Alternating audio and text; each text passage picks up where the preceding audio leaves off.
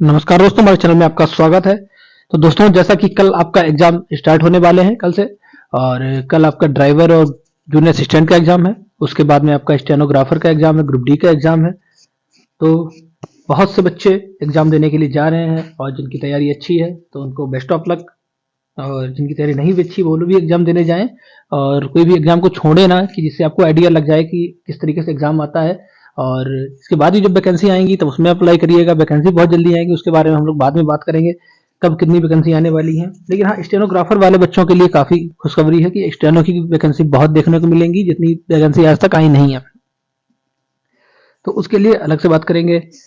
आज मौका है कि आप लोगों का एग्जाम है और अपना माइंडली बिल्कुल आप प्रिपेयर होइएगा, और बिल्कुल टेंशन नहीं लेनी है आपको। अब आपको कुछ नहीं पढ़ना है, कि जिनका भी कल एग्जाम है अब बिल्कुल नहीं पढ़ना है, आराम से आप लोग सो जाइएगा। और जो लोग कल वीडियो देख रहे हों तो वो भी बच्चे अपना बिल्कुल माइंड को रिलैक्स दीजिएगा। एग्जाम से पहले बिल्कुल टेंशन मत लीजिएगा, म्यूजिक वगैरह सुन लीजिएगा जिससे आपका माइंड बिल्कुल फ्रेश हो जाए। ऐसा क्यों कह रहा हूँ कि जिससे जब आपका माइंड रिलैक्स होगा तो आपकी जो सोचने समझने की शक्ति होती है वो बहुत ही काम आती है। अगर आप थोड़ा माइंड को ज़्यादा पढ़ के जाएंगे, बिल्कुल स्ट्रेस कर देंगे, तो जब आप एग्जाम हॉल में जाएंगे तो वहाँ पे चीज़ें आपको याद नहीं आएंगी। जब आपका माइंड बिल्कुल फ्री होता है, रिलैक्स होता है, तो चीज़ें आपको याद आती हैं, अच्छे से याद आती हैं। तो आप लोग बिल्कुल प्रिपेयर होके जाइए अच्छे से। सारी चीज़ें अपनी, पेन वगैरह, admit card, ID proof, photo, जो भी आपको वहाँ पे निर्देश दिए हुए हैं उन सारे निर्देशों का आप लोग पालन कर लीजिए, उन सारी चीज़ों को देख लीजिए। और जो गलती नहीं करनी है आपको, वो क्या करना है, तो एग्जाम सेंटर पर पहले ही पहुंच जाइएगा। कितना पहले पहुंचना है? कम से कम आपको 2 घंटे पहले एग्जाम सेंटर पे पहुंचना है। इस तरीके से आप अपना रूटीन बनाइएगा, इस तरीके से अपने रूट को डिसाइड करिएगा कि आप 2 घंटे पहले तो पहुंच ही जाएं कम से कम। ऐसा क्यों बोल रहा हूं कि अगर आप 2 घंटे को प्रिपेयर होकर चलेंगे तब आप बाकी चीजें, मान लीजिए रास्ते में जाम लग गया या और कोई चीज हो गई या और कुछ ट्रेन वगैरह लेट हो गई या बहुत सारी चीजें हो जाती हैं जिससे बच्चे एग्जाम में लेट हो जाते हैं, और फिर उसके बाद में मौका छूट जाता है। और इससे अच्छा मौका आपको परीक्षा के लिए मिलेगा नहीं। तो आप नहीं चाहते हैं, आपकी तैयारी भी है तो नहीं चाहते हैं कि आपका एग्जाम छूट जाए, मिस हो जाए। तो टाइम से निकलिएगा। हाँ, अगर आपको पता है कि आपके घर से 10-15 किलोमीटर की दूरी पर है तो इतनी देर में आप पहुंच ही जाएंगे, तो हिसाब से प्रिपेयर हो जाएगा। लेकिन जिन बच्चों का दूसरे शहर में एग्जाम है तो वो थोड़ा जल्दी निकलिएगा आप लोग।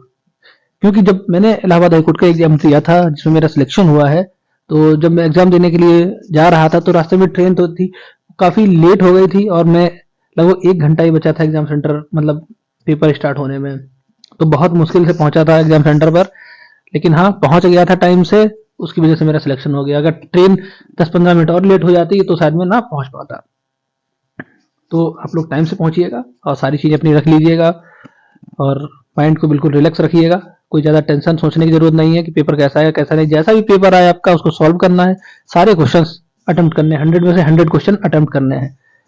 ये मत सोचिएगा पेपर देख के कि यार ये तो पेपर बहुत टफ आ गया है, अब तो मुझे कुछ नॉलेज ही नहीं है। पेपर देख के घबराइएगा मत। अगर पेपर टफ आएगा तो सभी के लिए टफ आएगा, आपके लिए टफ नहीं आएगा। तो बिल्कुल घबराना नहीं है आपको। पेपर दीजिए, टफ हो, 50 क्वेश्चन बन रहे हैं, 60 क्वेश्चन बन रहे हैं, 50-60 करिए, उसके बाद आप तुक्के लगा दीजिए। ठीक है? टफ आएगा, सभी के लिए आएगा। और सारे क्वेश्चन अटेम्प्ट करना है, माइनस मार्किंग नहीं है। तो तुक्का किस तरीके से लगाना है आपको, तो देखिए दोस्तों, तुक्के की बात तो होती है कि लोग तुक्का इस तरीके से लगा दो सटीक बैठ जाएगा, इस तरीके से लगा दो सटीक बैठ।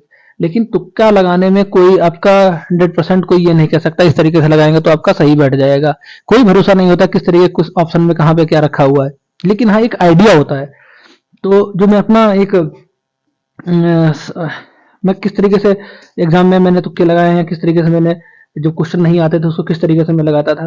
तो आप लोग ये जरूर कर सकते हैं कि जैसे मान लीजिए आपको कोई क्वेश्चन है, मान लीजिए क्वेश्चन 1 में आपका आंसर आ रहा है, आपने अगर आपको बिल्कुल कुछ नहीं आता है तो बात ही अलग है। लेकिन हाँ, अगर कुछ आपको आता है, कुछ क्वेश्चन नहीं आ रहे, बीच बीच में छूट रहे हैं, जैसे मान लीजिए आपने 1 से 10 तक क्वेश्चन हल किए, उसमें से आपका 6वां और 8वां क्वेश्चन आप नहीं कर पा रहे हैं, ठीक है, अब आपको उसमें तुक्का लगाना है। तो किस तरीके से आप तुक्का लगाएंगे, तो जैसे मान लीजिए आपने क्वेश्चन फर्स्ट वाले का ऑप्शन आया बी, सेकंड का डी आया, थर्ड का ए लगा हुआ है, फोर्थ का भी ए लगा हुआ है, फिफ्थ मान लीजिए आप नहीं कर पा रहे हैं, तो आप सीक्वेंस देख रहे हैं ना, ऊपर ए आ रहा है, तो उस सीक्वेंस को आपको फॉलो करना है। अगर ऊपर ए लगा हुआ है तो नीचे भी ए लगाना है आपको। ठीक है।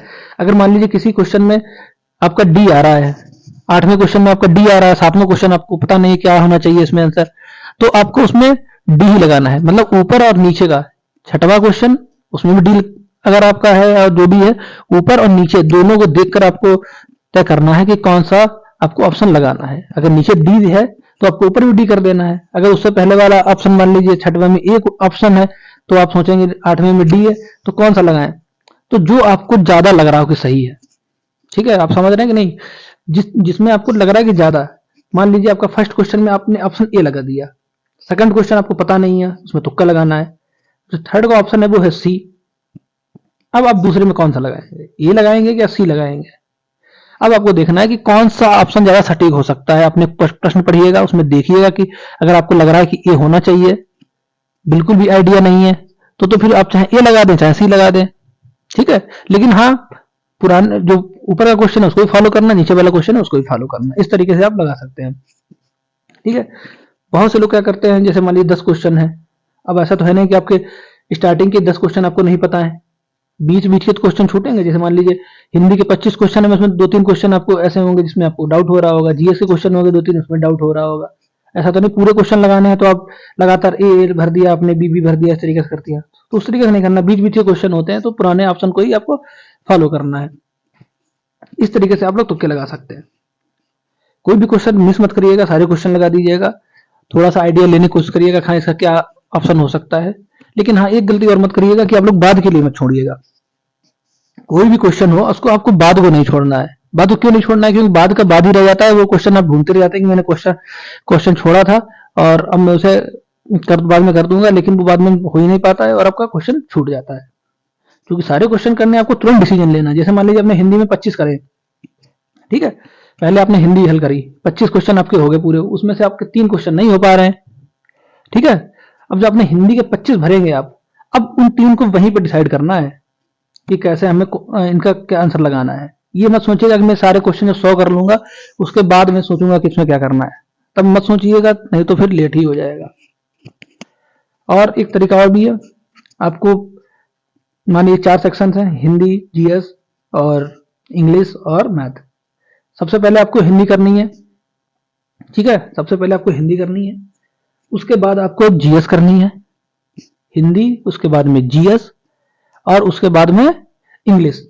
हिंदी, जीएस, इंग्लिश और उसके बाद में मैथ। मैथ को लास्ट में करना है, मैथ को पहले मत करिएगा। अगर आपकी बहुत ही अच्छी मैथ है तो आप भले ही कर लें, लेकिन अगर आपकी मैथ ठीक ठाक नहीं है तो आपको लास्ट में ही मैथ करनी है, नहीं तो आप मैथ में उलझ सकते हैं। ठीक है, तो ऐसे सब्जेक्ट आप पहले करने हैं, जो सिंपल होते हैं उनको आपको पहले करना है, जो टफ आते हैं उनको लास्ट में करना है सबसे पहले। और एक चीज और है, जैसे मान लीजिए आपने हिंदी कर ली, 25 क्वेश्चन पूरे अटेम्प्ट कर लिया आपने, ठीक है। अब उन 25 को क्या करना है, गोले भर देने हैं उनके, ठीक है। ये मत करिएगा कि जब सारे कर लेंगे 100 के 100 गोले एक साथ भरेंगे, नहीं, 25-25 करके भरने हैं। हिंदी 25 कर ली, 25 गोले भर लीजिए, इंग्लिश 25 कर ली, 25 गोले भर लीजिए, जीएस 25 कर ली, 25 गोले भर लीजिए, मैथ 25 कर लिए, 25 गोले भर दीजिए, ठीक है। ऐसे करते रहना है, एक एक गोला करके भी नहीं भरना है कि एक क्वेश्चन हो गया एक गोला भर दिया, ऐसा भी नहीं करना है आपको।